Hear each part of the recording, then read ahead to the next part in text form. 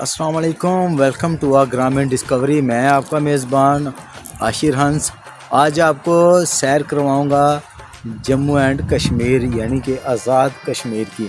इस वक्त मैं मौजूद हूँ आज़ाद कश्मीर में, तो यहाँ का हम आपको विज़िट करवाएंगे। ये मेरे पीछे आप देख सकते हैं, एक खूबसूरत नदी है। यहाँ पर हुकूमत पाकिस्तान के आज़ाद कश्मीर की तरफ से जो है वो सियाहों को ख़बरदार किया गया है कि वो नहाने से यहाँ पर गुरेज करें। तो वीडियो की तरफ जाने से पहले आपसे हमारी गुजारिश है कि आप हमारे चैनल ग्रामीण डिस्कवरी को सब्सक्राइब करें, बेल आइकन को प्रेस करें ताकि मज़ीद मेरी कश्मीर से जितनी भी वीडियो है वो सबसे पहले आप तक जो है वो पहुंचती रहें। तो कश्मीर की जो वीडियो है, कश्मीर की जो विज़िट है वो हम करवाएंगे।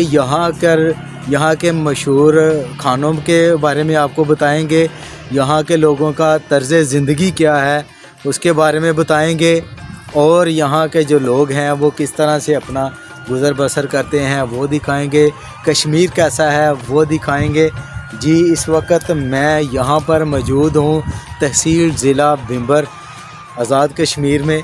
तो यहाँ का हम आपको खूबसूरत विज़िट करवाएंगे, बात करेंगे यहाँ के कल्चर के बारे में, बात करेंगे यहाँ की मशहूर शख्सियात के बारे में, बात करेंगे यहाँ के मज़ार के बारे में, और बात करेंगे यहाँ के बाज़ार के बारे में। यहाँ का बाज़ार कैसा है, यहाँ के लोगों का रहन सहन कैसा है, लोग कैसे हैं, खुश अखलाक हैं या किस तरह के लोग हैं, मेहमान नवाज़ हैं, कैसे लोग हैं। तो हम आपको ग्रामीण डिस्कवरी से इस वक्त जो है वो कवरेज देंगे आज़ाद कश्मीर की। तो इसके बाद जो हमारी कवरेज होगी वो हम देंगे पेशावर से। तो फिर आपसे गुजारिश है कि आज़ाद कश्मीर की वीडियो देखने के लिए आप सबसे पहले हमारे चैनल ग्रामीण डिस्कवरी को सब्सक्राइब करें और बेल आइकन को प्रेस करके ऑल पे क्लिक कर दें ताकि मेरी जितनी भी कश्मीर से वीडियो आती है वो सबसे पहले आप तक पहुंचती रहें। तो इसी के साथ कश्मीर का आपको थोड़ा सा विज़िट करवाते हैं, और कमेंट बॉक्स में हमें जो है वो लाजमी बताएं कि हमारी वीडियो जो है वो कैसी लगी। तो अपने मेज़बान को इजाज़त दें, फिर मिलेंगे एक नई वीडियो के साथ। तब तक के लिए अल्लाह हाफ़िज़।